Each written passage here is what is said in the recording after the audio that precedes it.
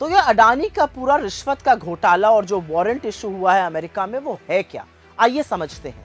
अडानी जी America गए, वहां के स्टॉक एक्सचेंज पर लिस्टेड एक कंपनी थी अजोर पावर, उसके साथ साठगांठ की, प्लान बनाया कि भारत में सोलर एनर्जी प्रोजेक्ट लगाए जाएंगे। अब उस प्रोजेक्ट को लगाने के लिए अमेरिकन इन्वेस्टर्स से, अमेरिकी लोगों से, अमेरिकन फंड से करीब 25,000 करोड़ रुपए उठाए गए, बड़े बड़े सपने उनको दिखाए गए। फिर भारत में सोलर एनर्जी प्रोजेक्ट लगने थे, लेकिन यहां पर दिक्कत ये आई कि जो बिजली थी वो बहुत महंगी थी, तो सरकारों ने वो लेने से मना कर दिया। बस फिर क्या था, जो 25,000 करोड़ रुपए अमेरिकन इन्वेस्टर से उठाए थे, उसी में से 2200 करोड़ रुपए, 2200 करोड़ रुपए भारत के नेताओं को और अधिकारियों को घूस दी गई। इससे हड़कंप मच गया। अमेरिका का जो मार्केट रेगुलेटर है एसईसी, जैसे हमारे यहाँ सेबी है वैसे वहां पर एसईसी है, एसईसी और एफबीआई ने अपनी जांच में पाया कि हिंदुस्तान में घूस दी गई है और अमेरिकन इन्वेस्टर्स के साथ धोखाधड़ी करी गई है। उसके बाद 2 साल तक ये जांच चली।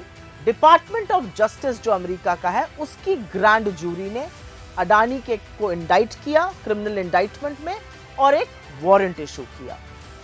मजे की बात यह है कि उस ऑर्डर में यह भी बोला गया है कि गौतम अडानी ने हिंदुस्तान के मार्केट रेगुलेटर सेबी से झूठ बोला और यहां के इन्वेस्टर्स के साथ भी धोखाधड़ी की।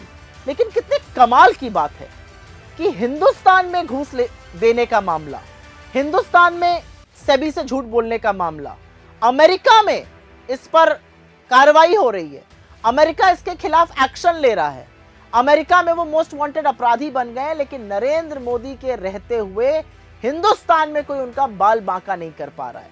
और अचरज की बात यह है कि जब यह सारा मामला सामने आया तो उनके बचाव में भारतीय जनता पार्टी ऐसे कूद पड़ी है मानो उन्हीं के हों।